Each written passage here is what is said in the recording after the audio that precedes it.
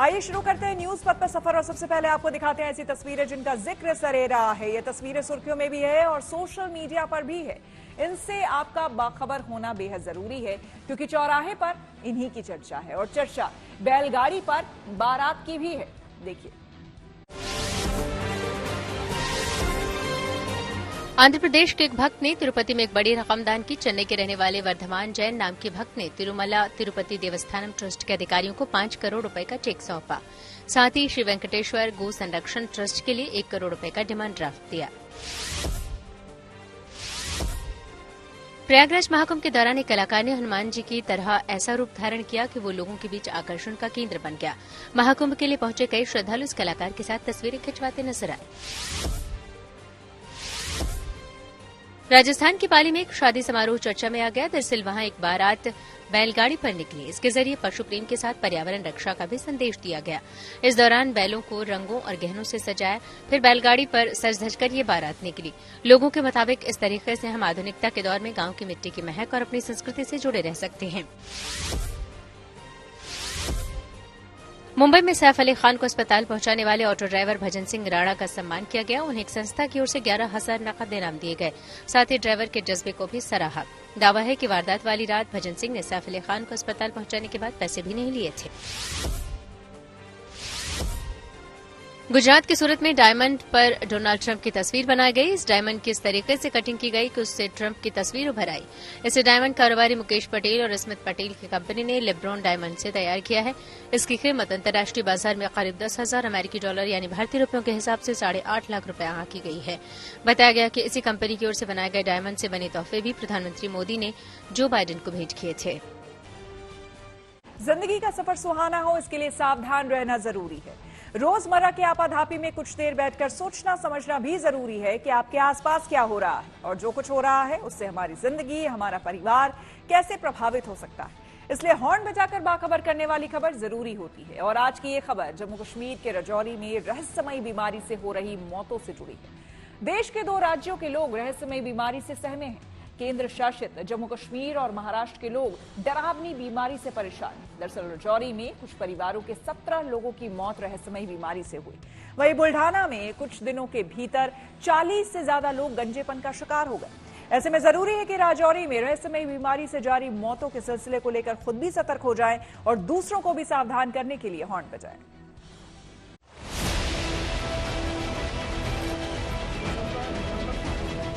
कितनी लाशें, कितनी कब्रें हैं ये मौजूद। इस वक्त वो मौत हो चुकी है कल की। इस वक्त तक कब्र निकालने के लिए कोई बंदा नजर नहीं आ रहा। तो क्या ये खौफ नहीं तो और क्या है? इस चीज की हमें भी नहीं समझ आ रही है कि देखो ये बड़हाल का बहुत बड़ा गांव है, लेकिन इसमें 3 ही कुंभों के लिए जो है वो ये मौतें आनी थी। ये 3 ही कुंभे जो है इनके घरों से जो है ये मौतें हुई हैं। कोई ऐसी चीज है जो एक ही जगह जाके दिमाग के उस हिस्से को डिस्ट्रॉय कर रही है और जब वो दिमाग का हिस्सा डिस्ट्रॉय हो रहा है तो वो हार्ट बंद हो जाता है, सांस बंद हो जाती है, बेहोशी हो जाती है और बचाने में आदमी को बड़ा मुश्किल आता है। जम्मू के राजौरी में रहस्यमय बीमारी से 17 लोगों की मौत हो गई।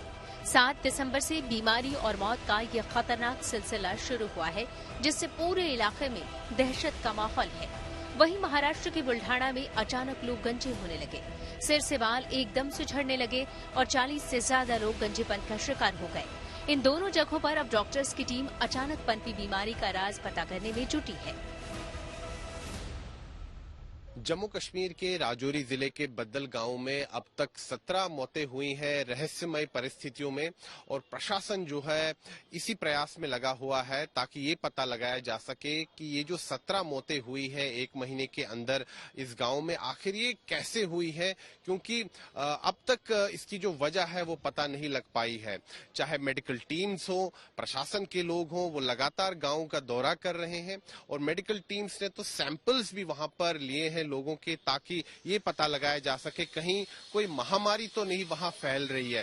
फिलहाल जो प्रशासन है उसका यही कहना है कि कोई महामारी फैलने के सबूत तो सामने नहीं आए हैं, लेकिन ये रहस्यमयी परिस्थिति में अब 17 लोगों की जो जान गई है, इसको लेकर चिंता काफी है प्रशासन में, सरकार में। राजौरी के बढ़ाल गांव में महिला की जांच करते स्वास्थ्यकर्मी। रहस्यमय बीमारी की जद में आए मरीजों की धड़कनों को देखते परिवार वाले और इस बीमारी से मौत के मुंह में समा चुके शख्स के जनाजे में पहुंचे लोग।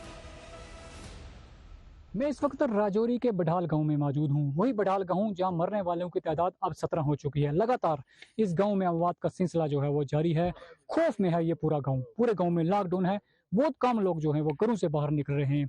और यास्मीन अख्तर जिसकी उम्र 15 साल थी, बीती रात जिसने जम्मू के अस्पताल में दम तोड़ा, आज उसकी कब्र खोदी जा रही है। मैं आपको दिखाना चाहता हूँ उसकी कब्र उसी के बहन भाइयों के साथ खोदी जा रही है। उसी के बहन भाई जो इससे पहले इस दुनिया को अलविदा कह गए। मोहम्मद असलम का ये परिवार है जो इस वक्त कब्रिस्तान में तब्दील हो चुका है। ये वही आंगन है जहाँ ये बच्चे खेला करते थे, लेकिन आज इसी आंगन में इन बच्चों की कब्रें जो है वो खोदी जा रही हैं। बहुत ही दर्दनाक वाकया है ये राजौरी जिला के बढ़ाल गांव का। आज यहाँ पर केंद्र सरकार द्वारा गठित की गई टीम भी पहुंची है। टीम अपना काम कर रही है। टीम लोगों से मुलाकात भी कर रही है और साथ ही साथ चश्मों का पानी जो है वो टेस्ट के लिए जो भेजा गया था वहाँ भी टीम जो है वो पहुंची है। इसके अलावा इस टीम का ये दौरा काफ़ी अहम माना जाता है। गांव के लोगों का कहना है कि इस टीम के आने से अब उन्हें ये उम्मीद जगी है कि केंद्र सरकार ने इस मामले में अब मुदाखलत की है और अब कुछ ना कुछ हल जो है वो ज़रूर निकलेगा।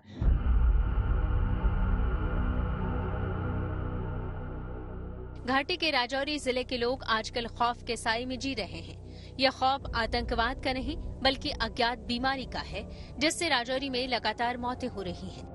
इस रहस्यमय बीमारी से रविवार को 15 साल की यास्मीन कौसर की मौत होने से अब मृतकों की संख्या 17 पहुंच चुकी है, जबकि दर्जनों लोग पीड़ित बताए जा रहे हैं।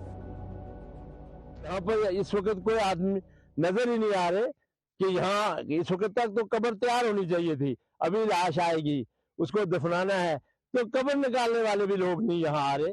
तो बड़ी दहशतनाक एक हालात बनी हुई है। और यहाँ की जो आज मैं सरकार से कहूँगा कि इस किस्म के हालात बने तो लोगों का तो जीना ही मुश्किल हो जाएगा।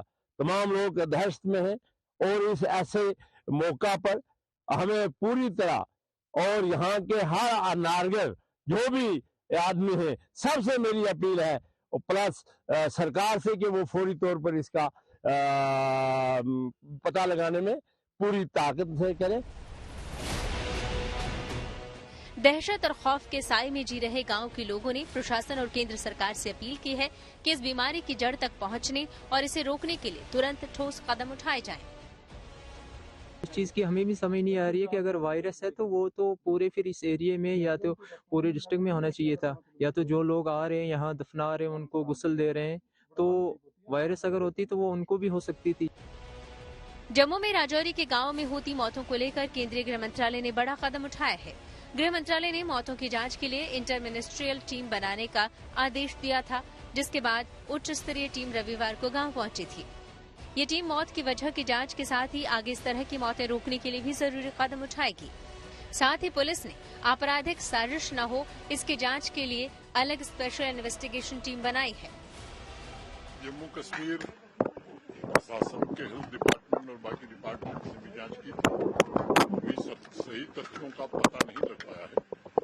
कल गृह मंत्री जी ने भारत सरकार के विशेषज्ञों की एक समिति विभिन्न मंत्रालयों को मिला करके बनाई है, वो टीम आ गई है।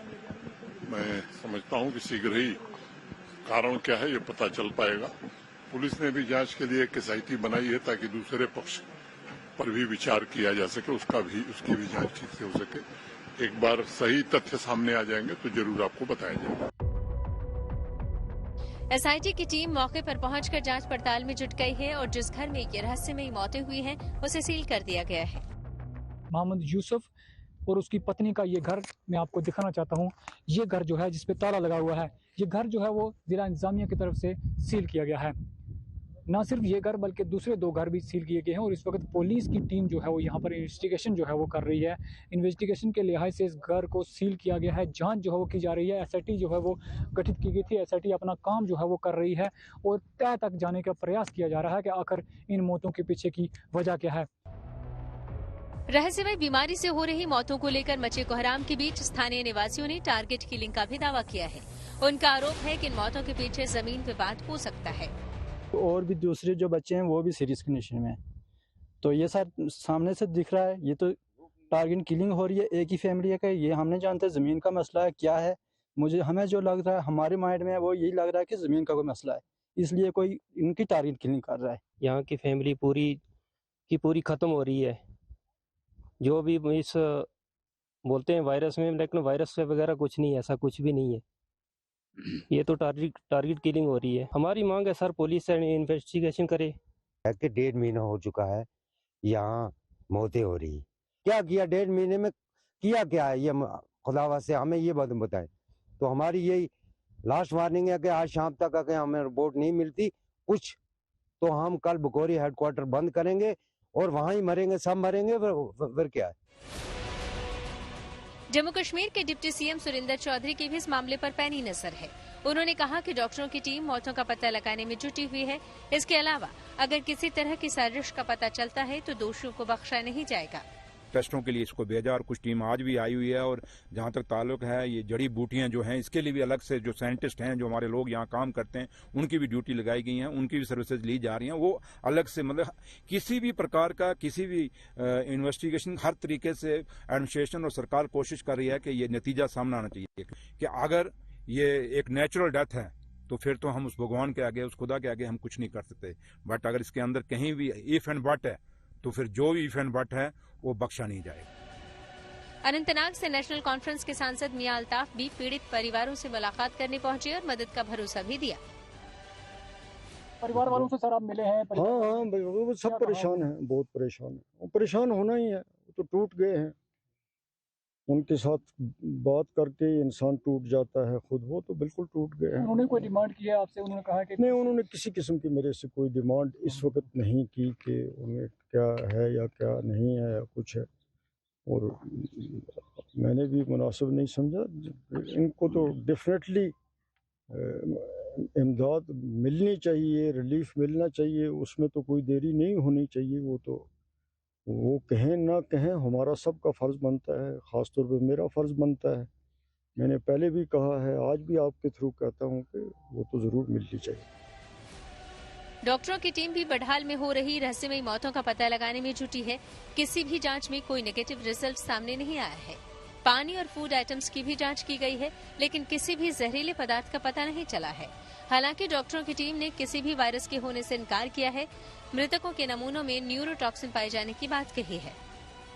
जो रिपोर्ट्स आई हैं, जैसे मैंने पहले बताया, कोई इसमें कोई वायरस नहीं है, कोई बैक्टीरिया नहीं है। जैसे कोविड के टाइम पे हुआ था तो एकदम ये फैल गया था, तो ये फैलने वाली बीमारी नहीं है।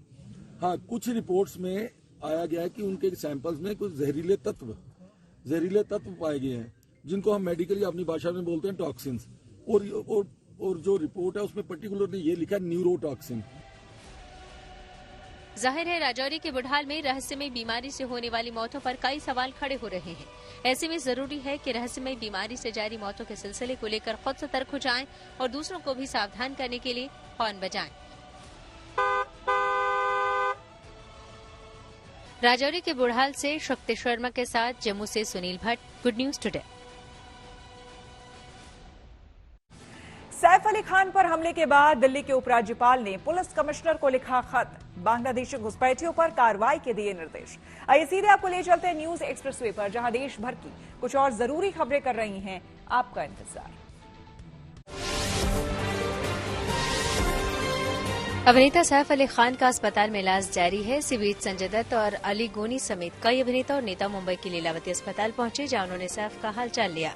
आज दोबारा अस्पताल पहुंचने वालों में सैफ अली खान की मां शर्मिला टैगोर, सैफ की बेटी सारा अली खान और बेटे इब्राहिम भी शामिल रहे। इससे पहले इस हमले के मामले में पुलिस ने आरोपी को पकड़ने का दावा किया था। पुलिस के मुताबिक ये आरोपी बांग्लादेशी घुसपैठिया है।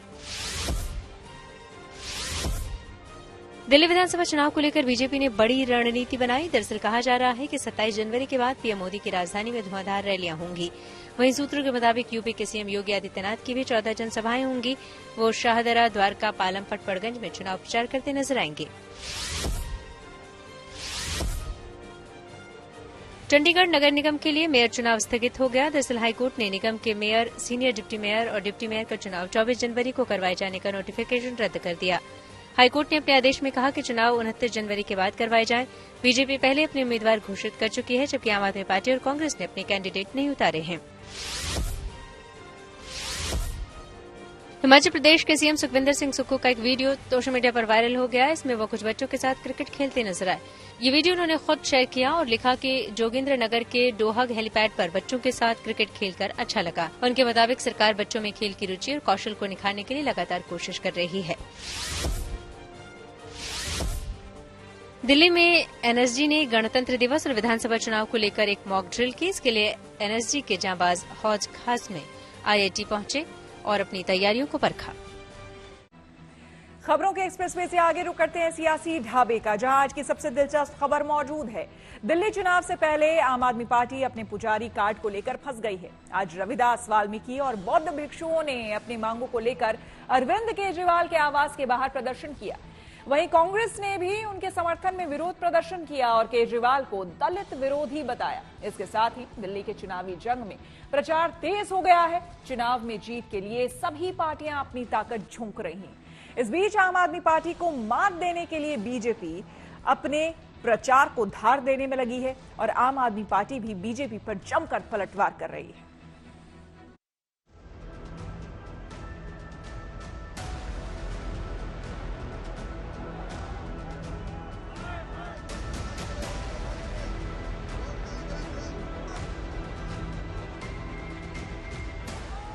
प्रदर्शन की ये तस्वीरें आम आदमी पार्टी के संयोजक अरविंद केजरीवाल के आवास के बाहर की हैं। आज बौद्ध विहार के भिक्षुओं, वाल्मीकि और रविदास समाज के मंदिरों के पुजारियों ने अरविंद केजरीवाल के घर के बाहर प्रदर्शन किया और उन पर दलित समाज से भेदभाव का आरोप लगाया। आप देखिए, दूसरी तरफ नारेबाजी हो रही है। बौद्ध भिक्षु ठीक अरविंद केजरीवाल के दरवाजे के सामने बैठे हुए हैं। 5 फिरोशा रोड है। एक बैनर लगाया गया है कि बौद्ध विहार, वाल्मीकि और रविदास मंदिर तथा चर्च के पुजारियों को भी प्रतिमाह 18,000 रुपए देने की घोषणा करी जाए। उनका यह साफ तौर पर कहना है, जो तमाम लोग यहाँ पर जुटे हैं, कि पिछले जो चुनाव रहे उसमें लगातार दलित समाज ने बड़ी संख्या में वोट दिया अरविंद केजरीवाल को, लेकिन उनको नजरअंदाज किया गया, उनके हितों का ध्यान नहीं रखा गया। आप देखिए, तमाम बौद्ध भिक्षु यहाँ बैठे हैं और नारेबाजी कर रहे हैं। दिल्ली के चुनावी दंगल में जहां एक ओर वादों पर संग्राम छिड़ा है, वहीं दूसरी ओर आरोपों के जरिए एक दूसरे पर वार पलटवार हो रहा है। कुछ दिन पहले ही अरविंद केजरीवाल ने मंदिर के पुजारियों और गुरुद्वारे के ग्रंथियों को सम्मान राशि देने का ऐलान किया था। अब वाल्मीकि समाज और रविदास मंदिरों के पुजारियों ने केजरीवाल के खिलाफ मोर्चा खोल दिया है। कितने लोग होंगे जो इससे प्रभावित होंगे? कितने बौद्ध विहार हैं, कितने रविदास मंदिर हैं दिल्ली के अंदर, अगर आप आंकड़ा? 314 बुद्ध विहार हैं, मतलब बुद्ध विहार हैं, और 150 वाल्मीकि मंदिर हैं। 150 वाल्मीकि मंदिर। नुकसान होगा केजरीवाल को इस बार? केजरीवाल का नुकसान होगा, निश्चित होगा। इस बार उनको वोट नहीं मिलेगा। बौद्ध भिक्षुओं, वाल्मीकि और रविदास समाज की मांगों के समर्थन में कांग्रेस के कार्यकर्ताओं ने भी केजरीवाल के घर के बाहर जोरदार प्रदर्शन किया और केजरीवाल को दलित विरोधी बताया। हालांकि बाद में पुलिस ने प्रदर्शनकारियों को हिरासत में ले लिया। केजरीवाल जी को अपनी बात कहने आया था, 18,000 रुपया ग्रंथी और पुजारी को दे रहे हैं, बौद्ध भिक्षुओं को क्यों नहीं? रविदास और वाल्मीकि के पुजारियों को क्यों नहीं? ये भेदभाव है, ये दलित विरोधी कार्य है, ये क्यों नहीं कर रहे हैं लोग? दिल्ली चुनाव में जीत के लिए सभी पार्टियां अपनी ताकत झोंक रही हैं। इस बीच आम आदमी पार्टी को मात देने के लिए बीजेपी अपने प्रचार को धार देने में लगी है। इसी कड़ी में 22 जनवरी को प्रधानमंत्री नरेंद्र मोदी दिल्ली के सभी बूथ अध्यक्षों के साथ वर्चुअल संवाद करेंगे। 27 जनवरी के बाद पीएम मोदी समेत बीजेपी के दिग्गज नेता दिल्ली में रैलियां करेंगे। बताया जा रहा है कि यूपी के सीएम योगी आदित्यनाथ की दिल्ली में करीब 14 रैलियां तय की गई हैं। जबरदस्त चुनावी प्रचार की तैयारियों के बीच बीजेपी ने आम आदमी पार्टी पर हमले भी तेज कर दिए हैं। आई तो आम आदमी पार्टी कांग्रेस के घोटालों की बात करके थी, लेकिन आज उनकी छाप जो एएपी है ना, वो अराजकता के लिए भी जाना जाता है, अलगाववाद के लिए भी जाना जाता है, आतंकवाद के लिए भी जाना जाता है, अफवाहें फैलाने के लिए भी जाना जाता है, अपराधियों को शरण देने के लिए भी जाना जाता है। ऐसी कौन सी मजबूरी है कि इन देश विरोधी ताकतों से हाथ मिलाना जरूरी है? बीजेपी की तरह आम आदमी पार्टी ने भी अपने प्रचार को धार देते हुए एक बुकलेट जारी की, जिसमें बीजेपी के लोकसभा चुनाव में किए गए वादों का जिक्र है। इस पर बीजेपी ने भी पलटवार किया। मैं उम्मीद करता हूं कि सबके खाते में 15-15 लाख रुपए पहुंच गया होगा। 2 करोड़ नौकरी हर साल के हिसाब से 22 करोड़ नौकरी इस देश के नौजवानों को मिल गई होगी। किसानों को उनके फसल का दाम 2 गुना मिल रहा होगा। और मैं उम्मीद करता हूं कि पक्की रजिस्ट्री जो दिल्ली में देने का वादा उन्होंने किया था, ये बात अलग है कि गलवान घाटी की घटना हुई, ये बात अलग है कि चाइना घुसकर हमारे देश के अंदर 2 जगहों पे कब्जा करके बैठा हुआ है, उनको उनके अधिकारी पुष्टि कर रहे हैं। बात तो ये है कि अगर बेरोजगार इनसे सवाल कहेगा कि मुझे रोजगार दे दो तो वो गुंडा है। अगर बेरोजगार इनको जाके कहेगा कि मेरे बिजली का बिल क्यों आता है तो वो गुंडा है। अगर कोई जाके इनसे पूछता है कि भाई मेरे घर में काला पानी आता है, पीने का पानी नहीं है, 21,000 लोग गंदा पानी पीने से मर गए हैं, मेरा परिवार भी खतरे में है, तो वो गुंडा है। इसलिए आज अरविंद केजरीवाल जी को वही वोटर जो उनको कभी जिताते थे आज सब गुंडे दिखते हैं। इस बीच आम आदमी पार्टी ने केजरीवाल के नॉमिनेशन पर सवाल खड़े करने वाले बीजेपी के नई दिल्ली से उम्मीदवार परवेश वर्मा का एफिडेविट निकाल कर लाई और उनकी संपत्ति पर सवाल खड़े कर दिए। 5 साल पहले उनकी 1 वर्ष की आय जो वो 1 वर्ष में कमाई करते थे वो थी करीब 17 लाख रुपए, और 5 साल बाद वो हर वर्ष जो पैसा कमा रहे हैं, जो पिछले वर्ष की उन्होंने अपनी आय बताई 2023-24 की, वो बताई 19 करोड़ 70 लाख रुपए। आप सोचिए कोई आदमी साल के 19 करोड़ 70 लाख रुपए कमा रहा है, मतलब उनकी वार्षिक आय में 11,488% की बढ़त है। ये बढ़त तो बहुत बड़ी बढ़त है। देखिए, आप पार्टी की जमीन सरक गई है। खुद अरविंद केजरीवाल जी चुनाव हार रहे हैं और वैसी स्थिति में जब परवेश वर्मा उनके प्रतिद्वंदी है तो ये बहुत स्वाभाविक है कि उनके चरित्र हनन की कोशिशें आप पार्टी की तरफ से की जाएंगी और आप पार्टी को इसमें महारत हासिल है। दिल्ली चुनाव को जीतने के लिए सभी पार्टियां जोर लगा रही हैं और एक दूसरे पर आरोप भी लगा रही हैं, लेकिन दिल्ली की जनता के मन में क्या है, ये 8 फरवरी के नतीजे के बाद तय हो जाएगा कि जनता को किसके वादों और दावों पर ज्यादा भरोसा है। न्यूज पर आगे है धन बाजार, जहां शेयर बाजार से लेकर कारोबार तक की सभी अहम खबरें होती हैं, जिसका सीधा रिश्ता आपकी आमदनी आपकी जेब से होता है। तो तेज रफ्तार खबरों के बीच ये जरूरी खबरें छूट न जाए, इसलिए सीधे आपको लिए चलते हैं धन बाजार।